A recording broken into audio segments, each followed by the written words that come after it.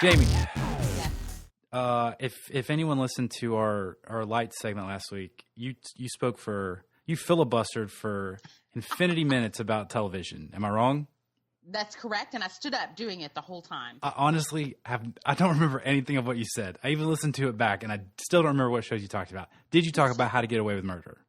I did not because it had not aired yet. Okay, that makes sense. Thank you. Okay, I'm glad you're paying attention when I speak and not just waiting. I was real upfront about that. I blacked out. Okay, I appreciate that. I did. Have you watched it? I did watch it. I kind of begrudgingly watched it. My wife really wanted to watch it. Like ABC, that like Wednesday, Thursday slate. It's just kind of bonkers with the female programming. It's. You mean on Thursday? Is Nashville on Wednesday? Whatever Nashville's on Wednesday. Okay. Yes. So yeah, okay. Exactly what I said, Jamie. It's what I meant. Okay, sorry, I don't mean to correct you. So, well, I watched Thursday because I love Scandal. I've given up. I watched Grey's Anatomy until season 4, and now it's on season 83. So I gave up a long time ago. It's just too much. But I appreciate Shonda Rhimes, and she's the producer of the show, not the creator, but the producer, one of the producers. And it's in her lineup, obviously, on Thursday night. And I like Viola Davis. So when we did talk about previews of new shows, I thought, I'm going to watch this. This show absolutely was different than what I thought it was going to be. Based on the trailer, based on what I saw. It is absolutely what you thought it was going to be? No, it's absolutely different than what I thought it was going to be. So I thought it was going to be just a legal procedural with some nudity in it. Sure. Like, that's because it's on at 9 o'clock or 10 o'clock Eastern. So I thought that's what was going to happen, and that is not what happened at all. It really, the show surprised me, and almost, I'm going to say, it was scandalous. I'm with you. Like, it wasn't what I thought. But I remember we got done with it, and I told Ashley, I was like, I don't know if I'm going to like the show, but that was a heck of a pilot just in terms of, like, setting the hook. Okay, so it wasn't what you thought, but did you like it? Like, is it Scandal kind of for you, or is it something less? No, I actually think it's something more, because I think How to Get Away with Murder combines I think it's trying to be every show in one show. So it's trying to be a procedural show. So we're going to have this case inside this one episode that you're going to solve, but that's maybe 40% of what we're doing here. Then we're going to have flashbacks. So we're going to try to be a creative show that's kind of always working in flashback, which I like. I'm a fan of that, that tool. And we're also going to be this overarching theme. We're also going to be a show about marriage and adultery and sex for play. And it was a lot. To me, it was a lot of moral corruption in a 47-minute Hulu episode. Sure. Maybe a little too much for me. I need just a smidge of Scandal.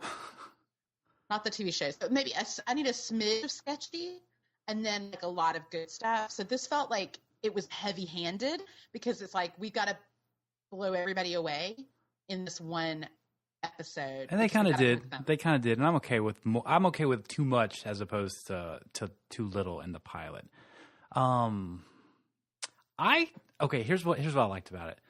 I liked that the elements you're describing. I like that there's a big theme. So in the pilot, we get an end game. We see where we're building towards, right? Right. So we know where we're going. We also get some consistency to the people who have, should I say, simpler tastes and just want A, B, C per episode. And yes. You're going to get set up, the mystery, execution, right?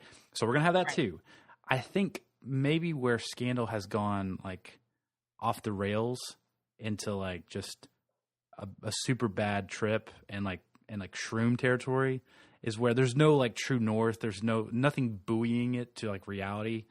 Now it's just Olivia's been gone for I don't know how long, but now Harrison's dead and everyone's cool and they're talking about Warriors now. It's just real weird. There's no procedural aspect that ties it to reality. Well, I will say I thought Scandal did a good job of this week of adding that component of the senator and the assistant and the murder. I thought when that happened, I was like, oh my gosh. But didn't it feel a little hollow because they've gone so far away from that? It did. It almost felt like somebody went to Shonda Rhimes and said, hey, we reviewed the last season, and this is where we feel like you failed, so you need to add this. And so she went, okay, I'll stick that in. Sure.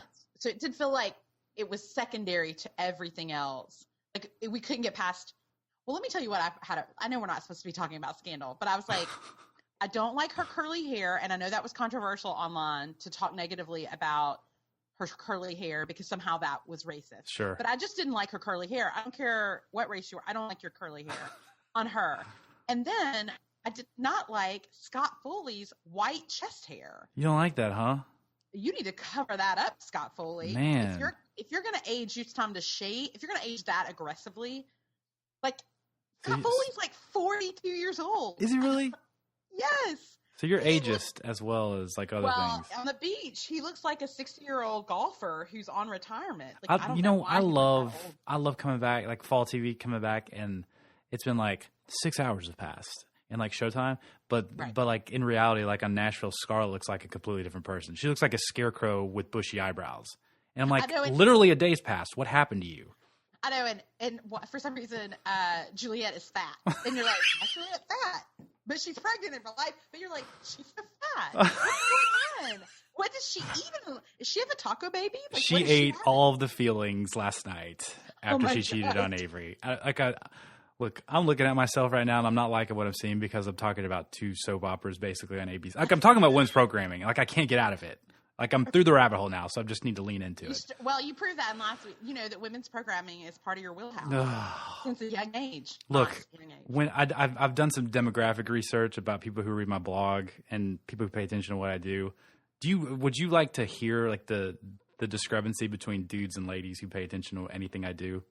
Okay, yeah, do it. What percentage would you guess that are women? Yeah, women to men who pays attention to me. 60% women. More. 78% women. 70% women, 30% dudes.